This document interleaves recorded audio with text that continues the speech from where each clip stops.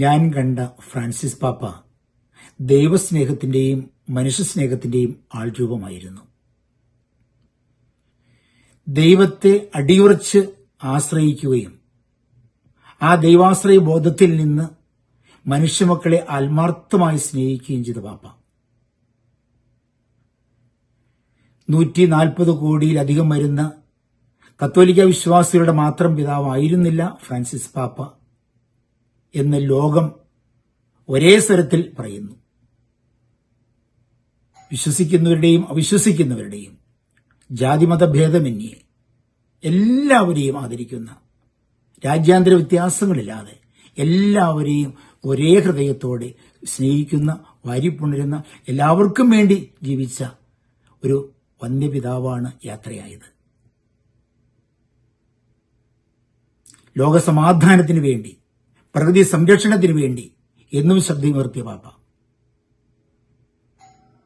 ഈ സീറോ മലബാർ സഭയെ സംബന്ധിച്ചിടത്തോളം ആഗോള സഭാതലത്തിലേക്ക് ഉയർത്തിയത് ഈ ഫ്രാൻസിസ് പാപ്പയാണ്. കേരളത്തിൽ മാത്രം ഒതുങ്ങി നിന്നിരുന്ന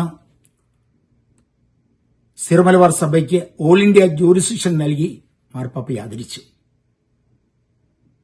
ഇന്ത്യക്ക് പുറത്ത് ചിക്കാഗോയെ കൂടാതെ മെൽബൺ, മിസിസാഗ, ഗ്രേറ്റ് ബ്രിട്ടൻ തുടങ്ങിയ രൂപതകൾ സ്ഥാപിച്ചു. യൂറോപ്പിൽ കേന്ദ്രീകരിച്ചുകൊണ്ട് അപ്പോസ്തലിക് വിസിറ്റേറ്റർ തുടങ്ങി. അങ്ങനെ സീറോ മലബാർ സഭ ആഗോള സഭാതലത്തിലേക്ക് ഫ്രാൻസിസ് പാപ്പയുടെ ശക്തമായ സംരക്ഷണയിൽ വളർന്നു വന്നു. മിസ്സാഗ രൂപതയെ സംബന്ധിച്ചിടത്തോളം എടുത്തു പറയാൻ ആഗ്രഹിക്കുന്ന ഒരു കാര്യം,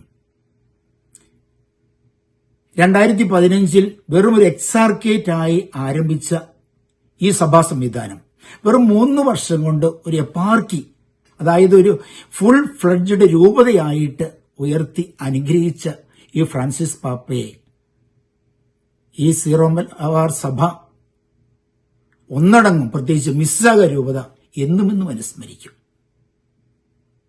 മാർപ്പാപ്പയുടെ ഈ വേർപാട് ദുഃഖമുളവാക്കുന്നതാണെങ്കിൽ പോലും ദൈവം ഏൽപ്പിച്ച എല്ലാ ഉത്തരവാദിത്തങ്ങളും ഏറ്റവും ഭംഗിയാക്കി നിറവേറ്റി ഒരു ഭാഗ്യമരണം ലഭിച്ച വ്യക്തിയായിട്ട് ഞങ്ങൾ കാണുകയാണ്. ഉയർപ്പ് ഞായറാഴ്ച അദ്ദേഹത്തിന്റെ ഏറ്റവും കൃപ നിറഞ്ഞ പൈതൃകമായ ആശീർവാദം കൊടുത്ത് ലോകത്തോടൊക്കെ യാത്ര പറഞ്ഞ് ലോകത്തിനു വേണ്ടി മുഴുവൻ പ്രാർത്ഥിച്ച് പിറ്റേ ദിവസം ദൈവപിതാവിന്റെ പക്കലേക്ക് നടന്നു നീങ്ങിയ ആ വലിയ ഇടയന് മിസ്സാഗ രൂപതയുടെ പേരില്, ആഗോള സീറോ മലബാർ സഭയുടെ പേരില്, ആഗോള കത്തോലിക്ക സഭയുടെ പേരില് അല്ല, ലോകം മുഴുവന്റെയും പേരില് പ്രാർത്ഥനാഭാവങ്ങളും ആദരാഞ്ജലികളും അർപ്പിക്കുന്നു.